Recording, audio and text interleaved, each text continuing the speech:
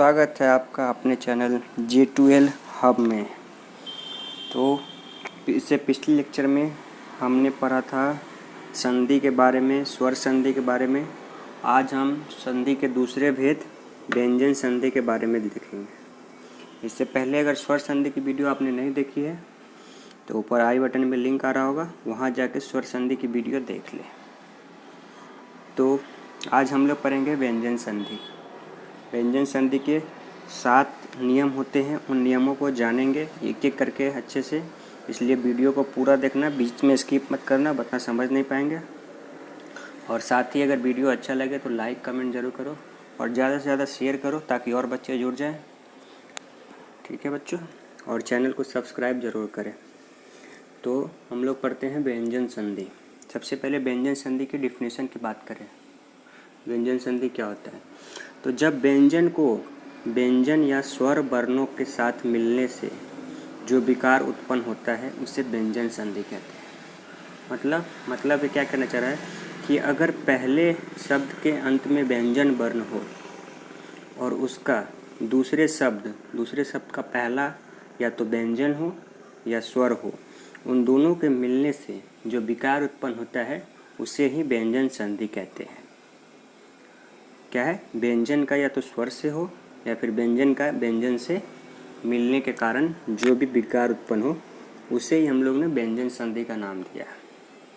ठीक है दोस्तों, तो अब हम जानते हैं कि व्यंजन संधि के बारे में क्या क्या नियम है। तो टोटल 7 नियम है, 1 बाय 1 करके सही से पढ़ेंगे और आप बेसिक से समझ जाओगे। सबसे फर्स्ट नियम, यदि सकार या त वर्ग के साथ सकार या च वर्ग आए तो त वर्ग के स्थान पे च हो जाता है। मतलब इसमें कहना चाह रहा है कि त वर्ग के साथ या च वर्ग के साथ त वर्ग के स्थान पे च हो जाता है। क्या? त वर्ग के साथ च वर्ग आए तो त की जगह च हो जाता है। इसे एग्जाम्पल से देखते हैं क्या है। तो फॉर एग्जाम्पल की बात करें, सत्य जोड़ चयन, तो क्या है?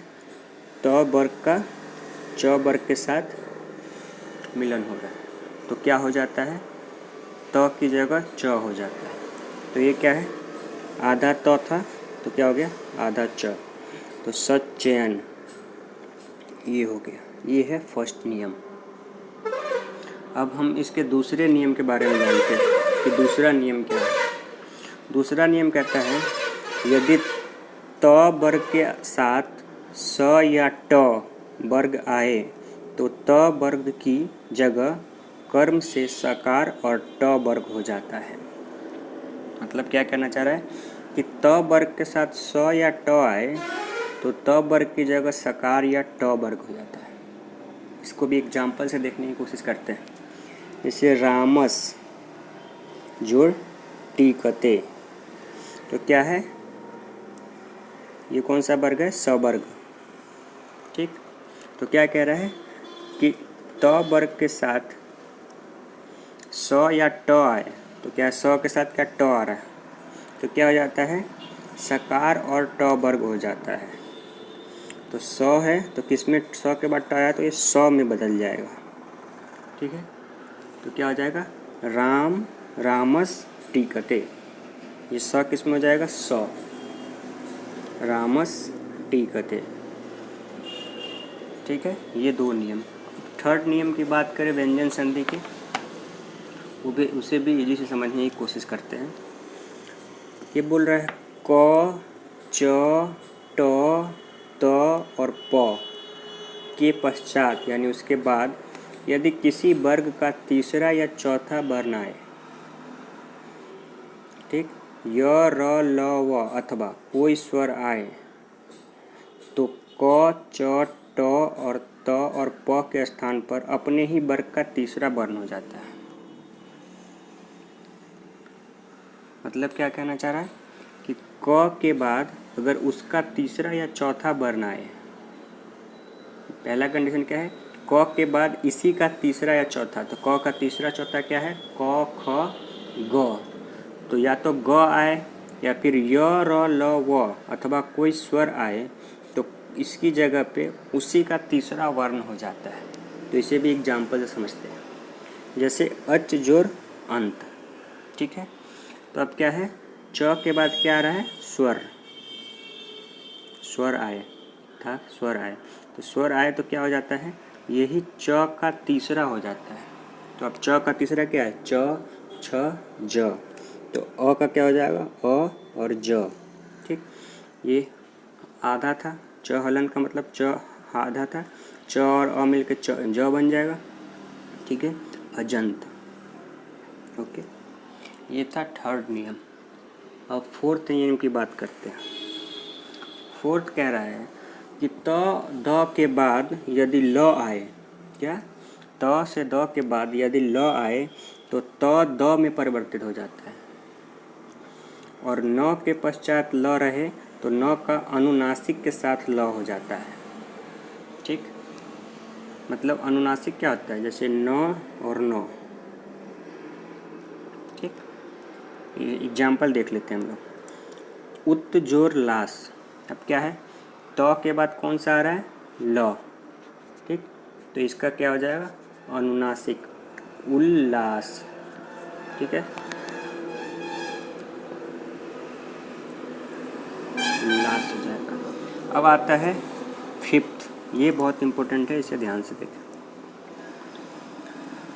वर्गों के अंतिम वर्णों को छोड़कर अगर शेष वर्णों के बाद ह आए तो ह पहले वाले वर्ण के वर्ग का चौथा वर्ण हो जाता है। एक बार फिर से देखें, वर्गों के अंतिम वर्णों को छोड़कर, यानी अंतिम वर्ण क्या होता है, अंग, य, न और म, इन सब को छोड़ के अगर शेष वर्णों के बाद ह आए तो ह पहले वाले वर्ण के वर्ग का चौथा वर्ण हो जाता है, ठीक। और ह के पूर्व वर्ण वाला वर्ण अपने वर्ग का तीसरा वर्ण हो जाता है। इसे भी एग्जाम्पल से समझे, बहुत ईजी। जैसे क्या कह रहा है, उत जोर हत, ठीक। तो क्या है, त के बाद ह आ रहा है तो क्या हो जाता है, त का चौथा वर्ण हो जाएगा। त का चौथा क्या है, त थ द ध, तो ध हो जाएगा, तो उद्धत, ठीक है। उत जोर हार, तो ये क्या हो जाएगा, उद्धार, ठीक है। अब देखते हैं दोस्तों इसका सिक्स्थ नियम क्या है। सिक्स्थ नियम की बात करें तो यदि हर्ष स्वर के पश्चात छ हो तो छ के पूर्व च जुड़ जाता है। च यानी च हलंत, आधा, आधा च, या फिर उसी को क्या कहते हैं, च हलंत। तो क्या है, हर्ष स्वर के पश्चात छ हो तो छ के पहले च हलंत जुड़ जाता है। इसे भी एग्जाम्पल से देखें, बहुत जैसे परी जोड़ छेद, तो क्या है, हर्ष स्वर के बाद कौन सा है, छ, तो छ है तो क्या हो जाएगा, छ के पहले च जुड़ जाता है, तो क्या हो जाएगा, यहाँ पे च आ जाएगा सिंपल। तो परी जोड़ छेद, परिच्छेद, बहुत सिंपल। अब लास्ट इसका नियम, यदि किसी पद के अंत में म आया हो और उसके बाद कोई व्यंजन वर्ण हो तो उसकी जगह अनुस्वार हो जाता है। क्या कहना चाह रहा है कि अंत में म आया हो और उसके बाद कोई व्यंजन वर्ण हो। फॉर एग्जाम्पल, यहाँ म आया अंत में और उसके बाद व्यंजन वर्ण है कौन सा, ग, तो क्या हो जाता है, अनुस्वार हो जाता है। तो गृहम जोर गच्छति, तो गृह के बाद क्या हो जाएगा, अनुस्वार, गृहम गच्छति। हरिम जोर बंदे, तो यहाँ पर अनुस्वार हो जाएगा, हरिम बंदे, ठीक है। तो ये थे हमारे व्यंजन संधि के 7 नियम। उम्मीद करता हूँ आपको वीडियो पसंद आएगी। पसंद आए तो वीडियो को लाइक और कमेंट ज़रूर करें और चैनल को सब्सक्राइब करना ना भूलें। तो ये थे व्यंजन संधि के 7 नियम। अब अगले लेक्चर में हम लोग 10th के सिलेबस से जुड़ी हुई 2 चीज़ और, कैसे तीसरे वर्ण में विलोप हो जाता है और कैसे 5वें वर्ण में विलोप हो जाता है, उसके बारे में जानेंगे। वो वीडियो काफ़ी ज़्यादा इम्पोर्टेंट होगी, उसे आराम से देखिएगा। आज के लिए इतना ही, थैंक यू।